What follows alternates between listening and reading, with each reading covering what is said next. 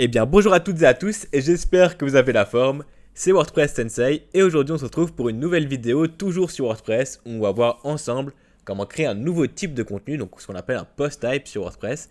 Et l'idée ça va être simplement de séparer nos pages classiques et nos articles avec ce nouveau type de contenu qu'on va créer et l'idée ça va être de créer un nouvel onglet sur l'interface du back-office pour tout simplement être mieux organisé, avoir une interface propre, simplifiée, où on sait directement où aller pour pouvoir créer différents types de contenus. L'idée, ça va être aussi après de pouvoir récupérer ces contenus avec du coup des outils comme Elementor et de pouvoir trier tout simplement ce qu'on affiche après sur nos pages grâce à la séparation de ces post types. Donc voilà un peu l'idée de la vidéo d'aujourd'hui. Mais avant ça, je tenais à vous remercier parce qu'on est quasiment 100 abonnés, alors que j'ai ouvert la chaîne il y a deux mois environ, si je dis pas de bêtises. Donc ouais, la première vidéo date d'il y a 2 mois. Alors je tiens à m'excuser parce que là, pendant un bon mois, j'étais pas très actif sur la chaîne. Je vais essayer d'y remédier et de vous publier un maximum de contenu les prochains temps. Et n'hésitez surtout pas, si vous avez des idées de vidéos, si vous avez des problèmes sur WordPress, n'hésitez pas à m'envoyer du coup un commentaire ou un email. Vous avez mon email ici dans la section à propos. Ça sera avec plaisir du coup d'en faire une vidéo si je peux vous aider. C'est vraiment l'idée de cette chaîne là. C'est de pouvoir vous donner un maximum de contenu, un maximum de valeur sur WordPress gratuitement et vous aider pour la création de vos sites web, de votre projet ou que sais-je encore. Donc voilà, je tenais à vous remercier et puis on passe du coup à ce petit tuto.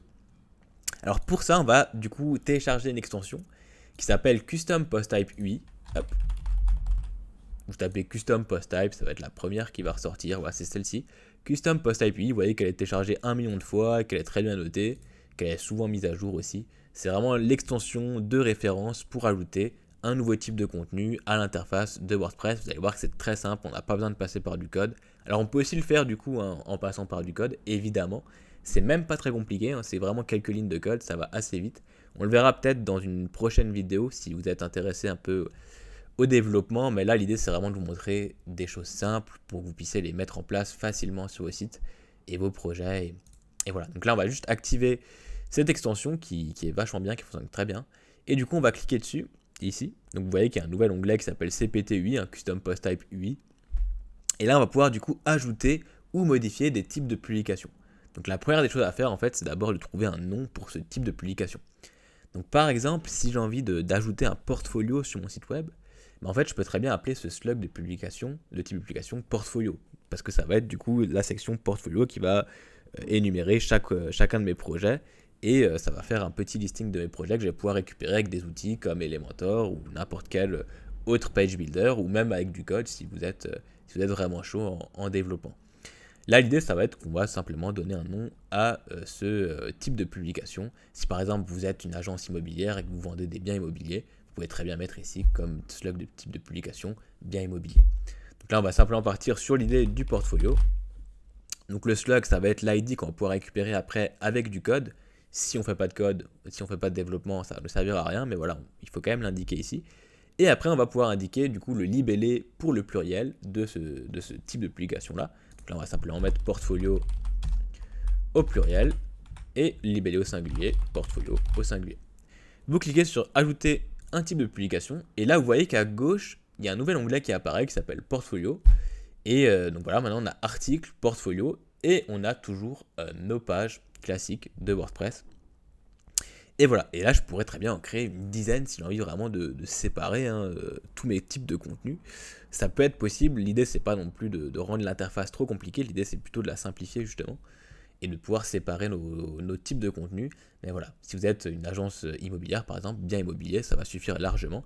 Et après on va pouvoir créer des catégories dans ce type d'application pour séparer tout simplement par exemple nos biens immobiliers. On va pouvoir créer une catégorie villa, une catégorie maison, une catégorie appartement, ou que sais-je encore, par exemple. C'est vraiment toujours un exemple. Ici, je peux cliquer du coup sur modifier les types de publications pour retourner sur mes options de portfolio, parce que vous allez voir qu'il n'y a pas que ça qu'on peut paramétrer. Là, c'est vraiment à la base de la base. On a juste donné le nom pour ce type de publication, mais si je descends un petit peu, je vais pouvoir du coup donner à WordPress donc toutes les indications pour l'affichage de ce type de publication. Donc là, par exemple, je vais pouvoir du coup indiquer tout ce qui va être affiché directement dans l'interface de WordPress. Si là, par exemple, j'ai envie de modifier ajouter, mais en fait, je peux le modifier ici, en mettant par exemple ajouter un nouveau portfolio ou ajouter un nouveau projet. Si j'ai envie du coup de traduire en fait ce qui est affiché ici. Si je clique après sur portfolio, bah vous voyez que là du coup on a nos portfolios. Donc là j'avais déjà créé des projets pour une autre vidéo. Mais voilà, on se retrouve avec l'interface classique, avec la corbeille par exemple ici. Et là je peux cliquer sur ajouter. Et là bah, pareil, on a ajouté un nouveau portfolio. Tout ça je peux le modifier directement ici en traduisant du coup et en choisissant chaque chaîne de caractères qui va être affichée sur l'interface de WordPress ici dans l'admin. Donc voilà, c'est vraiment très pratique. Alors de base, si vous ne voulez pas trop vous embêter, c'est relativement bien complété à partir de ce que vous avez mis ici comme libellé. Et voilà, c'est pas non plus dégueulasse de base, donc vous n'êtes pas obligé de forcément tout traduire. Et voilà, sachez que vous pouvez le faire. Et si je descends un petit peu, il y a pas mal d'autres options. Par exemple, on va pouvoir choisir si on hiérarchise ou pas, on autorise la hiérarchisation de ce type d'application ou pas. Donc ça peut être utile hein, de le faire en certaines situations. Je peux choisir la position du menu, ça c'est simplement où va être affiché cet onglet sur WordPress. Et par exemple, autre chose qui peut être utile, c'est de choisir l'icône du menu. Donc là, par exemple, j'ai une liste d'icônes que je peux définir. Par exemple, pour les biens immobiliers, je peux choisir la maison. Pour des projets, bah, par exemple, l'icône multimédia ici fera très bien l'affaire. Et là, du coup, si je mets à jour en bas, vous voyez que du coup, il a changé l'icône à gauche et ça permet simplement de séparer. Donc là, c'est la même icône que les médias, donc attention à choisir peut-être une icône différente, mais c'est vraiment juste pour vous montrer ce qu'on peut faire. Et ensuite, en dessous, je peux choisir ce que va supporter ce type de publication. Donc là, de base, on a le titre qui est récupéré, l'image mise en avant, par exemple, aussi. Donc voilà, comme les articles. Après, on pourrait très bien ajouter d'autres options comme les auteurs, les commentaires, ajouter des champs personnalisés, etc., etc. Là, c'est vraiment vous qui voyez. Et juste en dessous, on peut récupérer des taxonomies qui existent déjà. Donc, pour rappel, les taxonomies, c'est ce qui permet simplement de catégoriser un contenu. Donc là, on a les taxonomies de base de WordPress qui sont catégories et étiquettes. Donc là, si je coche ces deux taxonomies et que j'enregistre le type de publication, en fait, vous voyez que maintenant, si je survole portfolio, j'ai bien les catégories et les étiquettes, mais en fait, c'est exactement les mêmes que ce qu'on va retrouver dans les articles.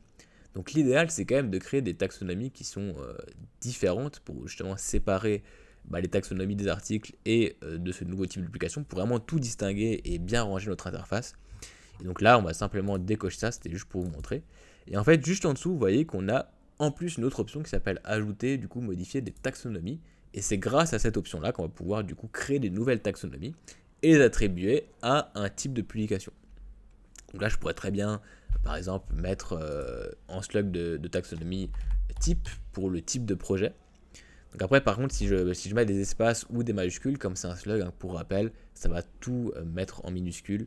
Et à la place des espaces, il va mettre des underscores. Donc là, je vais simplement mettre type pour le slug de la taxonomie, c'est parfait. Et pour le libellé, pour le pluriel, je vais mettre type de projet, par exemple.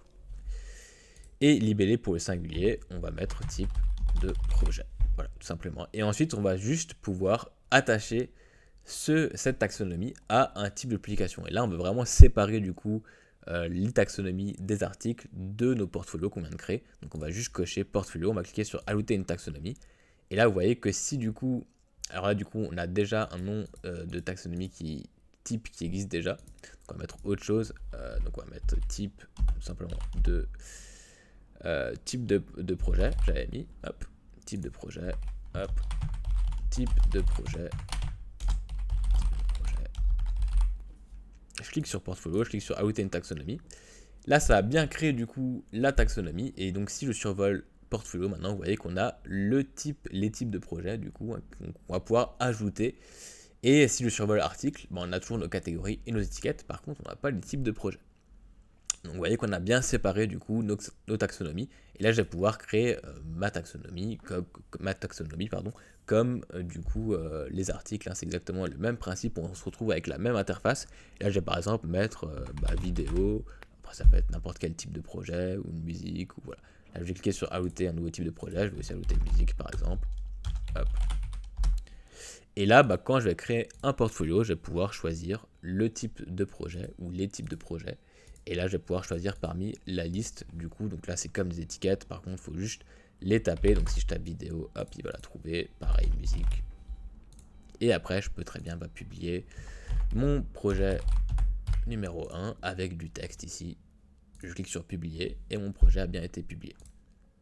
Donc là, c'est vraiment un affichage ultra classique. On va juste afficher le contenu de ce projet-là et après, on va pouvoir récupérer justement ces taxonomies avec ou du code, avec un éditeur type Elementor. C'est très simple aussi. Donc j'en ferai aussi une prochaine vidéo. Là, c'était vraiment juste pour vous montrer comment créer du coup un nouvel onglet sur WordPress directement ici afin de séparer tous les types de contenus. Et vous avez vu que c'était très simple, c'était très vite fait. Il n'y a pas grand chose à dire de plus sur ce plugin là.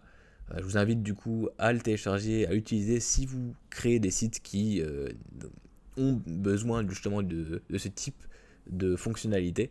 Donc la majorité des sites aujourd'hui ont besoin de ce type de fonctionnalité parce que ça permet vraiment de séparer les contenus et de mieux s'en sortir sur l'interface. Même si vous créez des sites pour des clients, ça peut être vachement utile parce qu'après eux derrière vont mieux s'en sortir si tout est bien rangé, tout est bien classé sur WordPress. C'est plus de la gestion de back-office qu'autre chose, mais comme dit, ça peut être vachement utile, notamment pour aller les récupérer en front-end avec des page builders comme Elementor. On va pouvoir du coup récupérer uniquement ce type de contenu et donc voilà, ça nous permet vraiment de nous simplifier la vie sur WordPress. Donc j'espère que cette petite vidéo, donc c'est vraiment une petite vidéo aujourd'hui, vous aura servi. Et n'hésitez surtout pas si vous avez des questions, si vous rencontrez des problèmes, vous avez l'espace commentaire, vous avez mon mail aussi. Et on se dit à très bientôt pour un prochain tuto sur WordPress ou potentiellement sur un autre CMS ou sur le web en général, mais ça va être probablement du WordPress comme d'habitude. Et donc voilà, merci d'avoir regardé cette vidéo jusqu'au bout. Passez une très bonne journée, une très bonne soirée en fonction de quand vous regardez cette vidéo. Et on se dit à très bientôt. Ciao ciao.